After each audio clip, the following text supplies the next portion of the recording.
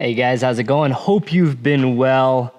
On this Weekenderlander, I got the Tundra loaded up. Actually, I got the Evo Short. I don't know, I think it's called the Short. But it's a little bit of overhang on the short bed. Not that much, not a ton. And I am going to what's called field day. For anybody that's into ham radio or amateur radio, you know what that is probably, field day. For those that aren't, it's, and I don't even know, I may be butchering it. It's where like a bunch of ham radio guys go out and camp essentially and do a bunch of radio stuff. Fool around with antennas and their mobile setups, and it's all kind of self-sufficient. So they're bringing batteries and solar and a lot of gear. It's like a kind of a nerdy gear guy thing. And I'm going to take part of that. So it's will be a little different vibe than normal, but we get to take the trucks out, tents out. I got a bunch of gear. I have way more than I'll ever need or use, but a bunch of it is radio gear, a bunch of it is extra crap, a bunch of it's extra tools. I brought a bunch of tarps and stuff. I have a friend out there that said it's raining, so maybe we'll need to try to set up a bunch of, anyway, I brought a bunch of junk back here. So we got the fridge. I'm actually gonna go stop by the grocery store, grab some beers and other snacks. Most of these people, I only know one person there, and it's going to be a group of, I don't know how many people are going to be there actually, 20, 30, 40, 50, I'm not sure. But I'm going to kind of fill the fridge up so I can make some friends with some snacks. This is the Ice Co, the APL 55. I showed this in a video before, I think. It's a nice dual zone, kind of ruggedized fridge. I'll show more of that later once it's there. I have the BioLite actually charging up with my new power back here, and just some other miscellaneous crap. But if you don't care about gear, it's probably not the Weekenderlander for you, because this whole weekend is about gear and toying with gear and messing with gear and exploring and just kind of like dicking around and comparing gear with other people. Gear. There's gonna be a lot of gear. So if you're into that, follow along. And I know the spot we're going to, there's not a ton of, it's not really a wheeling trail or anything, but it is pretty, so I'm not sure. Next scene may be me just out there, but maybe not. We'll see. Catch you in a second.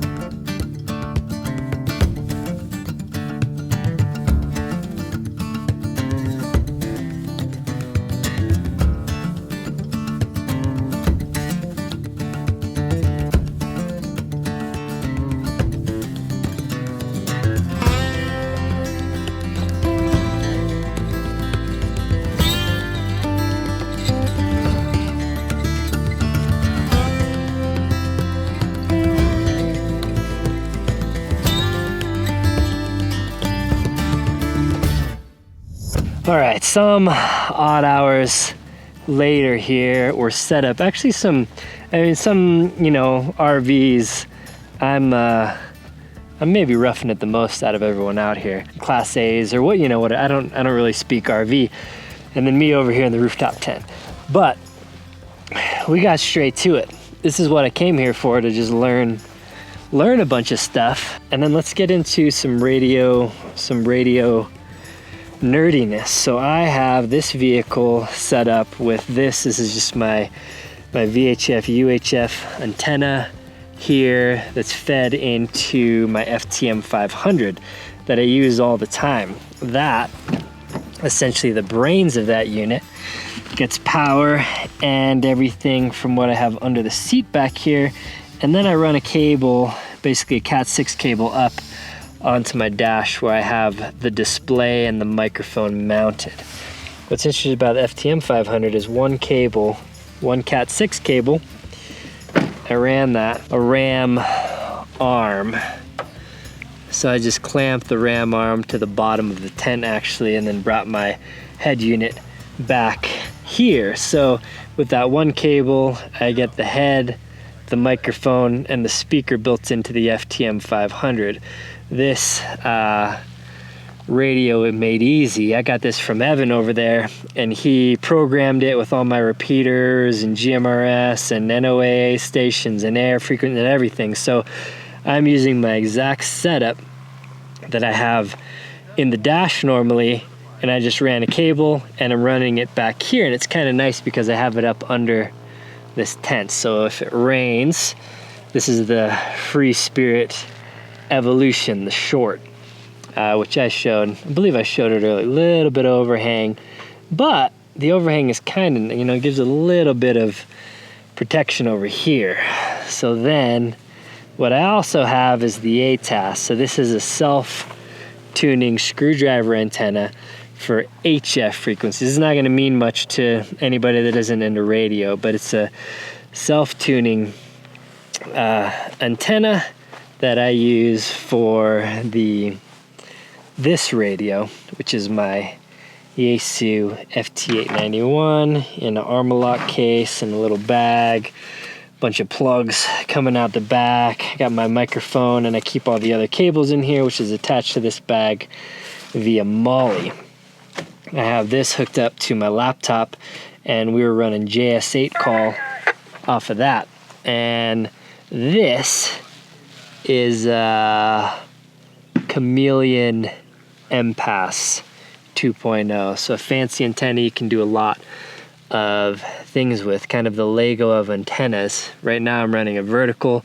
You can run dipoles, which are kind of these horizontals, and slopers and all kinds of stuff. Anyway, the vertical I ran a stud into the Diamondback, and I'm using the Diamondback as the counterpoise. So the counterpoise is, I don't even understand enough about it, but there's ground planes and ground waves and grounding and all this other stuff that goes into how well an antenna performs. Anyway, the Diamondback cover is an aluminum, and I had this theory that I could use it as the counterpoise instead of running a counterpoise wire, instead of running a ground spike. This system, normally that is connected to this ground spike. The ground spike is hammered into the ground.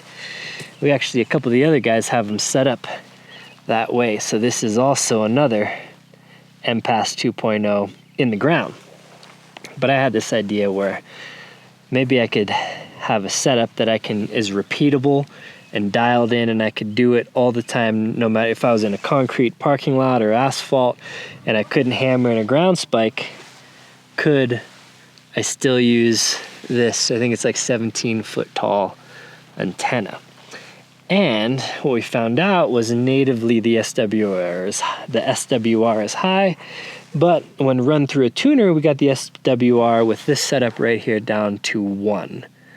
So, radio nerds out there, this mounted to a Diamondback with the tuner turns out to be actually a pretty slick option. Now this is a stud that on the other end has a UHF, and I could run a ham stick on this and run a wire, but right now it's basically just a mounting point for this. Okay, anyone who's not into radios, that was a bunch of foreign mumbo jumbo. And even for me, 2 weeks ago, that would have been foreign mumbo jumbo to me.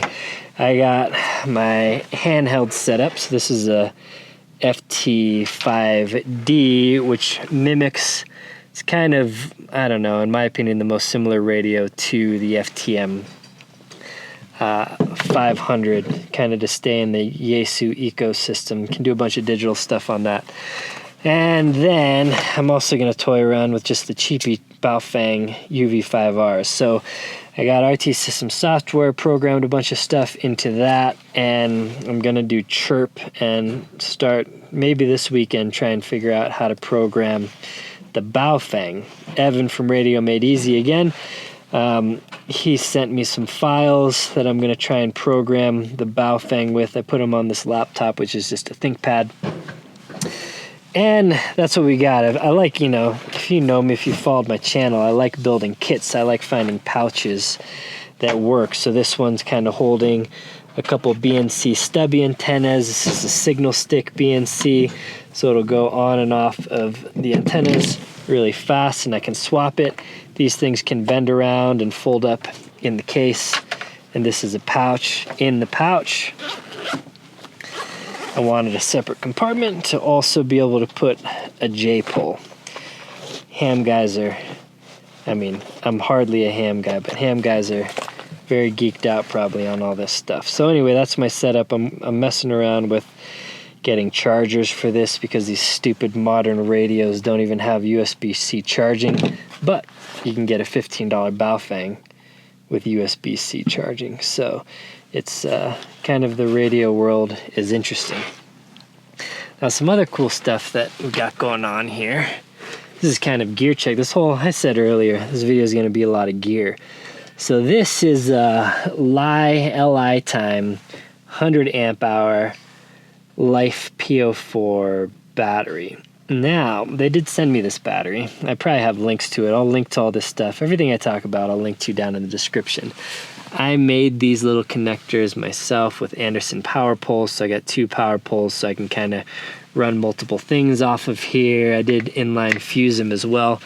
But this, as far as I can tell, is the smallest and lightest 100 amp hour battery. I'm like reached over my tailgate and it's under 20 pounds. So it's wild. And this thing is the smallest and lightest 100 amp hour battery. Maybe I'll talk about it more later. But what I did here, I'm doing all Andersons. Now you might say, hey Mike, your electrical system has all that stuff. Yeah, it actually does, and I have a 50 amp hour battery behind my seat. I made a whole video about that whole setup. This is separate from that. So this is, if you're running pure DC, the most cost-effective route versus getting, I actually brought one too, just because I loaded up a bunch of gear. So I got like a little anchor, you know, your typical portable generator. These are nice because they got chargers and they got everything built in. So you can charge with solar off the car, AC, USBs, it's got an inverter and all that stuff. Whereas this is just a battery. So natively, it's very easy to run a bunch of DC appliances off it, or you can hook up an inverter.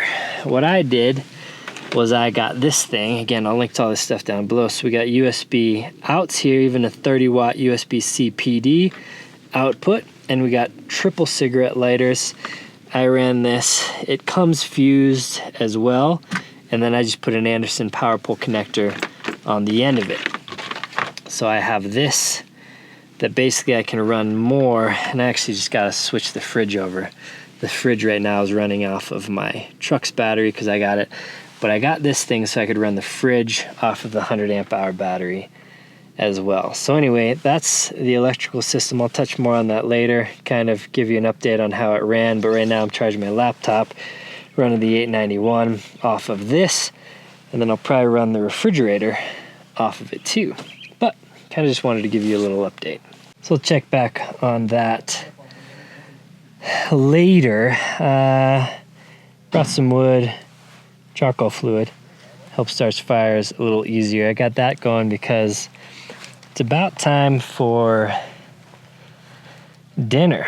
So like I said earlier, I swung by the grocery store, picked up some beers from Del Brewery, local brewery here in Colorado. So we got Klondikes, Mini Sammys. So the APL 55 here, the Ice Co. I do have I think I have an affiliate, so I'll put that affiliate link. If you feel like buying something, I always appreciate you using those. This is a dual, this is removable. So it can be just a big fridge or a big freezer, or it can be a freezer and a fridge. So in the fridge, I got mostly beers, a couple drinks, a little bit of Fairlife, chalky milk, and then 12 wieners. So I'm gonna see if anyone else wants some hot dogs. And then tomorrow, when it's gonna be hot, maybe even tonight, we'll dig into some of this ice cream that I have over here. So this is just these fridges. It's got this soft, this is kind of cool. It's got the soft closing lid. These things, so it's actually, I had this unplugged for a while, so hopefully my stuff doesn't melt too much. There's a little light here if you ever need it. I don't really use it for anything, but there's white or blue if you wanna add a little bit of light or ambiance to the setup, and then some latches. And it's kind of ruggedized, like it's got these replaceable corners in case you beat them up too much. And I talked about it. I know not everyone watches every video, so it's worth repeating. It's got DC input where you plug it in the cigarette lighter, AC, regular standard, and then some USB plugs to where this is, you know, kind of a power bank of sorts. You can when this has power, you can charge stuff. The nice thing is if you want to plug the DC in the rear, you can, and it's also got USB plugs in the rear here. So I have the DC in the rear. I'm not using it right now, but I did bring it in case I need more power, is the battery bank. So I talked about this also. It's kind of cool. It's a separate product that magnets to the back here, but it has multiple uses. Like, this is a kind of a product worth looking into in and of itself, where you can charge it. Obviously, you charge the battery here. It shows what percentage. It's at 99%. Has Type-C output and USB output and a cigarette lighter output. So this basically, the fridge will just plug right into the cigarette lighter. It magnets to the back and will run the fridge for a while.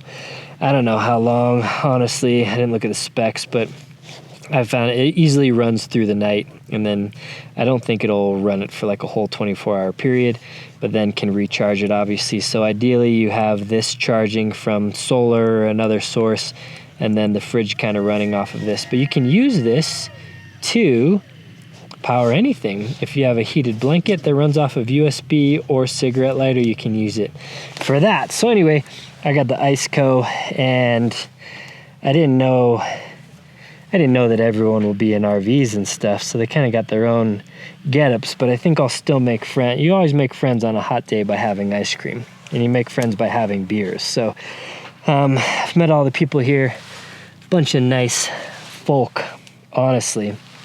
Yeah, accidentally had this unplugged, but looks like we're cooling back down now. So that'll be the setup. I'm not sure if I'll be out here 1 or 2 nights, but I'll check in more with you later. I basically was starting a fire so I could cook my hot dogs.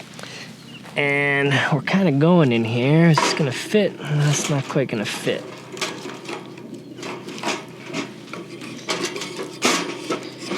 But maybe it'll start. So I'm gonna cook some hot dogs real quick.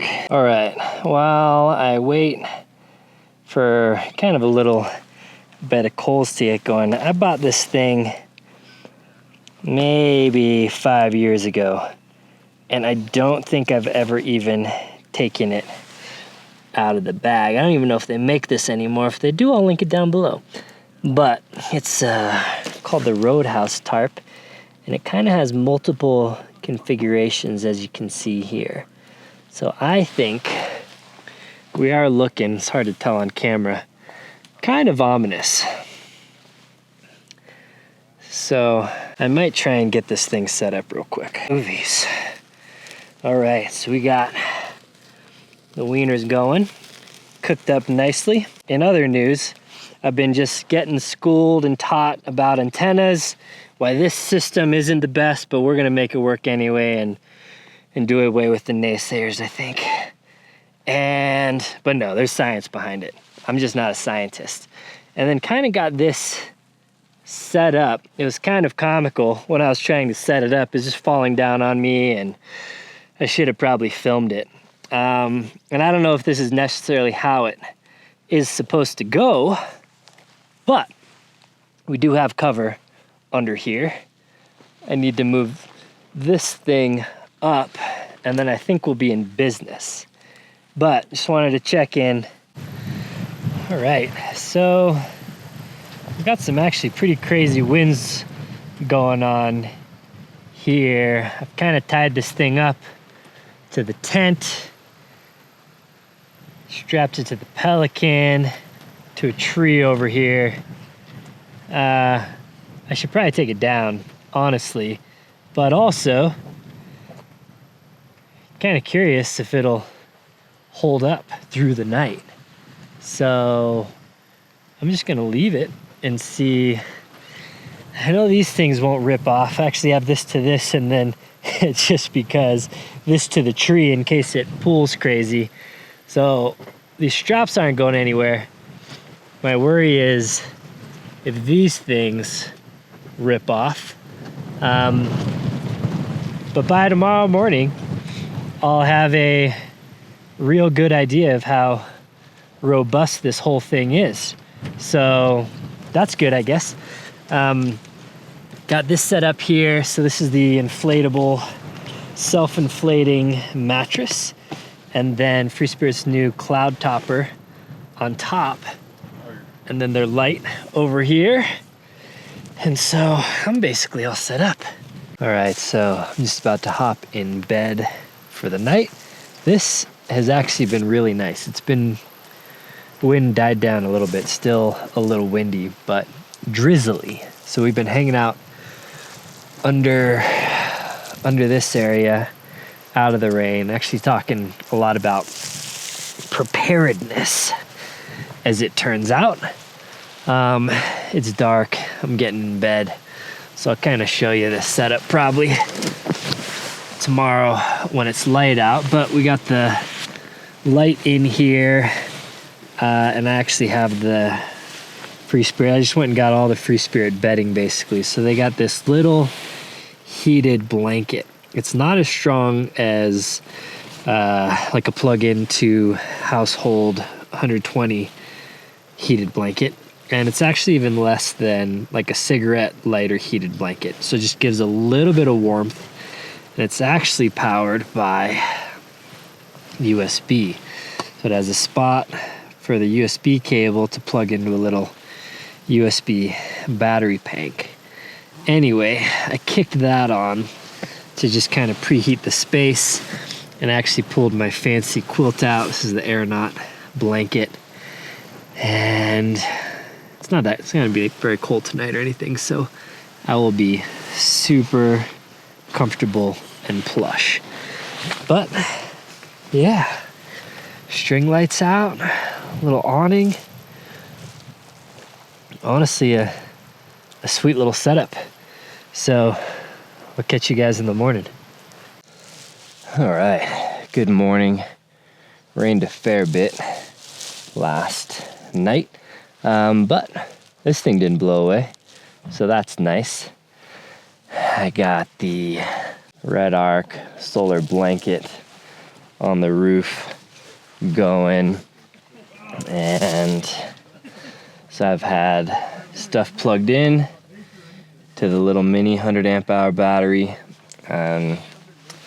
These Andersons are nice. I got one just going to a radio and the other going to this thing that I think I showed yesterday.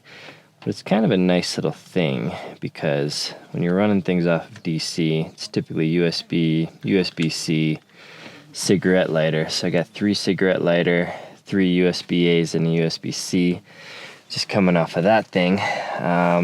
Plugged into the Anderson, fused, working awesome. So off the USBs, I'm charging a thing of string lights, a radio, my radio kit, handheld radio kit, and then running the fridge as well.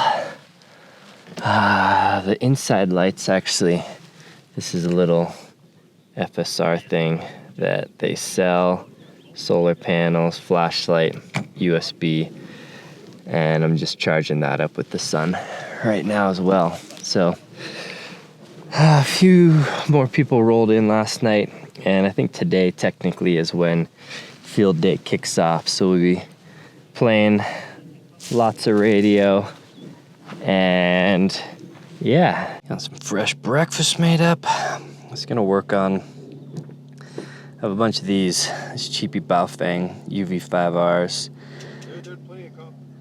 Oh, be right over. But I forgot the USB cable. I downloaded Chirp software and was gonna figure out how to do all that, but need the cable that plugs into these little holes over here. I did get, for Radio Nerds, FT Systems or RT Systems software for this, and programmed this to where it'll have a lot of kind of similar matching settings with my 500. But yeah, I'm gonna eat, hang out a bit. So we got some setups here. This is a NVIS antenna. One of my buddies that we were using with the 891 to just try some contacts on that. Right now we're just testing a variety of handhelds and mobile units with different antennas. We got a buddy out driving and just seeing how he receives us so we can kind of get some real world testing of different scenarios. So testing my mobile with my normal driving setup, handheld that I've been swapping out some antennas on, and then another buddy's HT and his antenna setup. All right, well, beautiful day. Sorry, adjusting the exposure a little bit. Beautiful day out here today. In the afternoon, it has been getting quite windy. So I took the awning down, which was, let me tell you, it was awesome. This big, huge awning off the back.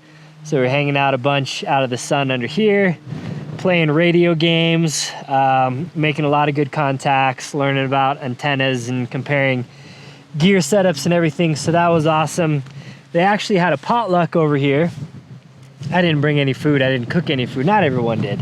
But if anyone is wondering, so like I said earlier in the video, I brought, some beers and I don't know where I was pointing that thing. Brought some beers and some ice cream sandwiches and some ice cream in general, Klondike bars, popsicles. I have handed out ice cream products at events and things like that. Just bought them because I always thought it was a good idea because people will like it on a hot day. If anyone's wondering, ice cream sandwiches seem to be the most universally loved. And if you have a fridge and or a freezer and are going to a group activity and it's gonna be hot, ice cream is the way. So anyway, this fridge worked great for that. The battery, I'm kind of packing up everything here. This battery, which again, I'll link down below. I think I do have an affiliate code or an affiliate account with them because they did send it out and then I think I signed up for it. I forget. It's a battery. There's not a whole lot to it. It worked great. Maybe let me know in the future if you care, if you're interested, to compare like battery to like a power bank kind of deal. 100 amp hour times 12.8 volts gives this roughly 1280 watt hours, so 1280 watt hours.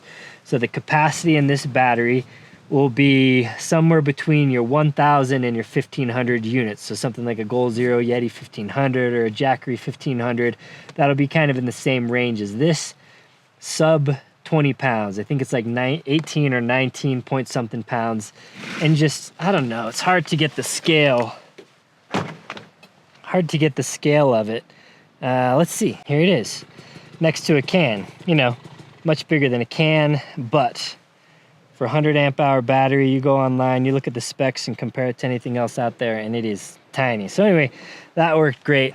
My power system also worked great. Solar panel, this thing, pretty slick little setup. So I'll pull that off. If I remember, I'll show it to you and maybe do a driveway breakdown. I didn't show too many of other people's vehicles because some of them, actually a few of them wanted some privacy. So I didn't want to film some and not film others, and so I'm just not filming any. So yeah, I'll sync up with you guys in a bit. All right, guys, back home now. And we're gonna do, I know almost all of this video, like I said at the beginning of this video, was about gear. We're gonna talk a little more, kind of driveway breakdown I do at the end of these camping trips. So this was field day, they call it. It's kind of a, I might have said it was in the US, but it's actually all around the world. Ham radio nerds from all around the world go out this weekend and kind of do what we did. Sometimes they're in groups, sometimes they're solo, sometimes, I don't know, people do all kinds of different things, I'm sure. But this kind of group that I went with kind of goes as a group, talks a lot about preparedness, compares gear, tests stuff out in the fields, kind of does some simulations. People try to make contacts. There's a lot of people that are contesting this weekend, so just trying to make as many contacts as they can. And I was just testing gear, I was testing setups, I was testing layouts, I was testing battery and power supplies like you saw. And then I was just camping, hanging out and trying to learn a bunch, because as you guys know, if you watched my previous Prepping 101 comms video, even though I've had my technician's license for I think 8 or 9 years maybe now, I never really got into radios. I just got my license and just kind of used it to communicate on the trail. Last couple of months I've really been trying to get all of my comms dialed in, really to use as a preparedness tool and as a hobby. So going out and doing all this stuff was kind of fun for me. So that's kind of what this video is about.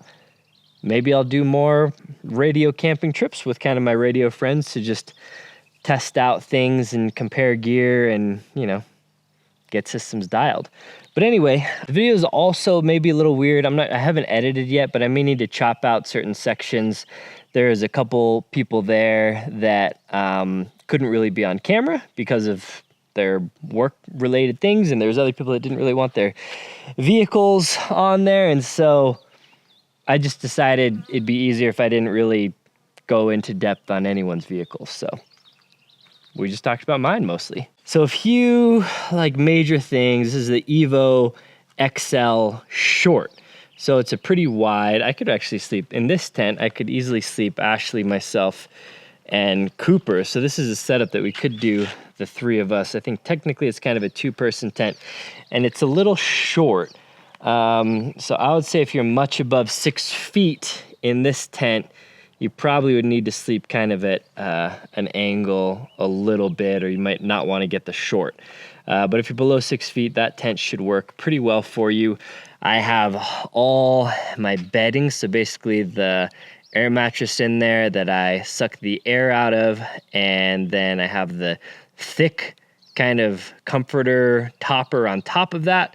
And then I have a blanket in there, and then I also have the electric blanket in there, and then I also have my pillow in there, and I also have the ladder in there. So the Evo is probably my favorite of these hard shell tents. It's a little bit thicker, and that's why you can store a little bit more gear in there, and it pops straight up. So it's not a wedge that's kind of like your feet are kind of cramped and you have tons of headspace, you know, but not enough headspace to stand up, but plenty of headspace to sit down. The Evo is kind of even headspace and plenty of room to sit in there. But I don't hang out in rooftop tents much, so I really just go up there to sleep and hang out outside. The refrigerator, which I've talked about probably enough in this video, I haven't unloaded it or anything, so I just have it plugged into my dual battery system on this, which I've outlined. You probably haven't seen it because, I don't know, you probably just haven't seen it because you didn't see it pop up in your feed, but I have a whole kind of electrical video on the Tundra showing the dual battery setup and everything, which was fantastic. I had solar on the roof. It recharged my whole system back up by like 9:30 in the morning, I think. This awning was cool. I'll link it down below. It's a Slumberjack something rather. And then I just have some miscellaneous bags of tarps and tie downs and stuff I threw in here. This is a Vertex contingency duffel, which is honestly just filled with radio gear. So, and then this was, I didn't really know what to expect out there, so I brought some extra stuff, just a bunch of miscellaneous tools and whatnot in case we needed to build some stuff, or if I wanted to drill holes in anything. But inside of the contingency duffel, I just threw a bunch of pouches and connectors and cables and things that I kind of wanted to mess around with. So this is like my FT891 in the cage. This thing's pretty cool. This is my, they call it a man pack. So this is my HF radio, where I was kind of messing around with some digital stuff, JS8 call and whatnot. And then I had a buddy. I still don't have my generals because I've just been too busy. So I'll probably get that in the next month or two. So I haven't really, I've just been listening and kind of having a buddy help me who does have his generals test out a bunch of stuff, but I haven't really been doing much other than getting gear dialed in because I can't really, I actually have been listening and kind of toying around with stuff. But basically, I got a bunch of DACA pouches in here with miscellaneous connectors and whatnot. I got a bunch of random, I got like, you know, I got boxes and boxes full of pouches. So I just find a bunch of pouches that are the right size for miscellaneous stuff. I also downloaded Chirp, and I mean, it's pretty simple, but learned how to program the bow fangs. I have a friend, Evan, who's Radio Made Easy, and he sent me kind of some files and some stuff to get some of the programming going on that. So I did a bunch of that this weekend. I did take a nice little nature dump out there, so I used my shovel.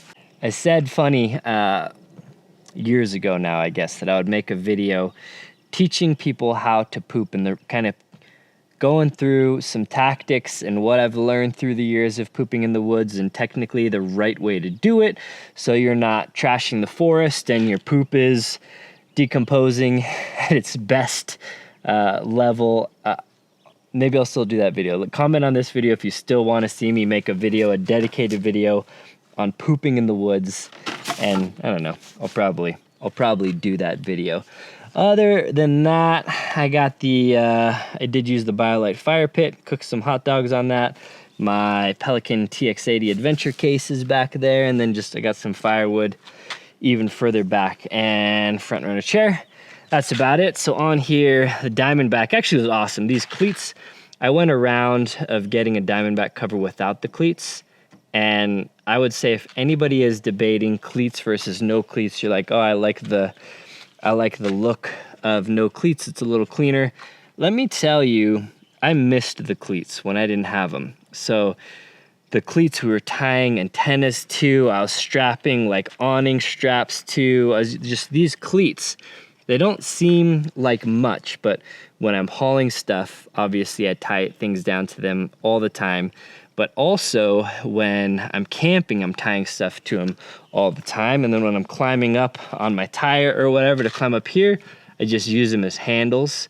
So highly recommend, if you're thinking about a Diamondback cover and you're debating between cleats or no cleats, I use the cleats so much. And this weekend I was tying all kinds of antennas and crap to them in addition to my normal use. So I used them all the time. So yeah, it's just kind of an aside, but the cover is always nice. It just had radios up here sitting and all that. So on this setup, I have the up top low crossbars, which we have that work in the Yakima channels actually. And this raises, I think, from the bed about 5 inches to the top. And then the tent obviously is just sitting on top of that. I have this bar pushed back pretty far because of the overhang and because I was hauling some stuff on here. I don't know what else to talk about really. I always bring, this is my signature contingency duffel in this limited colorway. It was a limited run and it sold out pretty quick, so I don't know if it'll ever come back, but this is just kind of my catch-all bag. I throw every random stuff for a camping trip in here, so clothes and toiletries obviously, but then I'll throw maybe food, snacks, whatever specific to that camping trip. Like I threw some extra radios and whatnot in here. So this is just the bag that I kind of load out a little differently for a camping trip, but it's basically with me 100% of the time. I got, that's the Vertex Integrity Plus P jacket back here. I did use the Red Arc panel that was up on the roof. Blaze Off-Road, actually, we switched from MC4s just to Andersons under the hood, so I could plug this extension directly in, because actually the Red Arc blanket, as well as my off-grid Trek blanket and a lot of these solar blankets, all use these Anderson connectors. So I just decided that's probably what I'll be using when I'm running solar out camping. So we just reworked that under the hood to be Anderson. I brought and didn't use a battery just in case. This is just like an Anchor, whatever, C800 or something. And I really brought a bunch of extra gear because I didn't know what other people might need. But I didn't even use this, but I did use this pretty much all weekend, which I talked about earlier as well. So this is you can kind of see the size difference. I don't know, can you? So this unit, the Anchor unit, is like quite a bit bigger than this. It's taller, it's wider, it's thicker, it's longer. And this has not quite double, but I think this is about 800 watt hours, and then this is almost 1300 watt hours. But obviously, this is just a battery. So you need a separate charge controller, you need a separate inverter, and you got to figure out how to power it. So for me, I just wanted to bring it because I was running a bunch of DC, and it doesn't come with these. I just made these myself so I could plug radios and everything into them. But if that's all you need, this is going to be the smallest, lightest, cheapest solution. I believe this is sub $300 right now. I'll link it down below. Versus quite a bit more for something like this, but you get a lot more as well. It's got integrated charge controllers, inverters, USB, so you get a lot more with something like this. So depending on your use cases, maybe just a battery to power stuff, but maybe a power bank. These are obviously not kind of the primary use of batteries. Usually these will be part of a bigger system, like a dual battery system or some other electrical system, and this will just kind of be tucked away and strapped down and never seen. So this use case is probably a little bit different than most people will see just like a bare battery like this. Usually they're part of something else. But in the world of radio, it is not uncommon to just have a battery with like some Anderson outputs or something to run radio gear. So that's kind of what I built this for, a beefcake system. Usually people are doing like 10 amp hours or 12 amp hours, or maybe if you're going crazy, 20 amp hours. But I was like 100 amp hours, honestly not that much bigger or heavier with the Mini. So this thing, rad. And that's about it, really. This is where my FTM 500 normally sits, up here. And I'm gonna do a whole breakdown video of comms gear. So I did a Prepping 101 comms video where I kind of talked about the philosophy of communications and then some of, the different types. And then I said I was going to do a follow-up video where I talk about my actual communication gear. I'm still kind of testing stuff out. So that video is going to be probably a pretty long one where I talk about like my vehicle setup, my home setup, the antennas I've experimented with, and we actually did a bunch of part of this trip. Well, I'll just finish off here, and then I got the Pelican case and some boots down there, and that's about it, really. Nothing too crazy. So part of the experiment that we were messing around with this weekend was testing different antennas, roll-up J-poles, and mobile setups, and HTs. So this is a Yaesu FT5D. I decided to splurge on a nice handheld that can kind of do all of the digital stuff that I want to get into. And then I put BNC connectors on it. So this is a signal stick, but I like stubbies also. So we're kind of testing various antennas to see what the effective range of them was. The stubby antenna is not going to have good range. It's pretty crappy range. A lot of radio guys are like, why would you ever want to butcher your radio and decrease the range? Well, I kind of, sometimes when we're off-roading, I'll catch other people and I don't want to talk to them. I'm trying to just communicate with my super close group. So in that sense, limiting my range is kind of nice. Some people will use this with hotspots and this and that, but I'm kind of like, I like the compact nature of it, and I like to limit my range. So like a handheld, I was messing with a signal stick, which gives it way better range, and then also with a roll-up J-pole, which is basically some wire that you can roll up and throw in a tree or something to get more range. So anyway, that's what the weekend was all about for me, really getting some real-world data, testing out some of my gear that I'm actually looking to use in various ways. So that was it. One of the nerdier videos and nerdier trips that I've been on, but I loved it because if you guys know me a bit, you guys know I am a big nerd. So that was about it for this video. Other life updates. We decided we haven't sold Ashley's RAV, but Ashley still has her 2019 Lunar Rock RAV4 XLE all-wheel drive. If you're in the market, Ashley is gonna be up for sale soon, so hit me up if you're interested in that, because we got another baby on the way, which you guys may or may not know, which will make us a family of 5 humans and 2 dogs, and it's too big for the RAV. And the Lexus, the LX 570 was kind of the family mobile, but I got bumpers coming, and I'm just gonna go crazy on this, and I'm gonna put it on 37s and armor and just go nuts with it. because we got this is a 2011 second gen Sequoia, which is going to be Ashley's new car because she is just anti-minivan. I was trying to convince her to get a minivan. She didn't want a minivan. I'm rambling. But anyway, this is the new to us Sequoia, which will be Ashley's mom mobile. So maybe I'll talk about that in a future video. Still got a couple other vehicles I need to sell, and this video is going to be way longer than I wanted it to be. So I'll just cut it off there. Hope you enjoyed. If you have any questions about anything radio related, what about this, what about that, gear related, what did you use at 1522, what was that? That was a made-up timestamp. I don't know what I'm doing at 1522. Let me know. I'll try to link things down in the video description below. As often as possible, I try to make those links affiliate links because that is a portion of the income I'm able to produce on YouTube. So I always appreciate you going down there, taking the extra second to click the little more arrow under the video, and then click a link if you're interested in buying anything at all. Even if it's unrelated to this video, click an Amazon link and go buy something else. That's always fun. All right, well, thanks guys. Really been enjoying the ham radio journey. So you may see more of that kind of sprinkled in here and there. Cool. Well, appreciate you guys. Until next time, take care.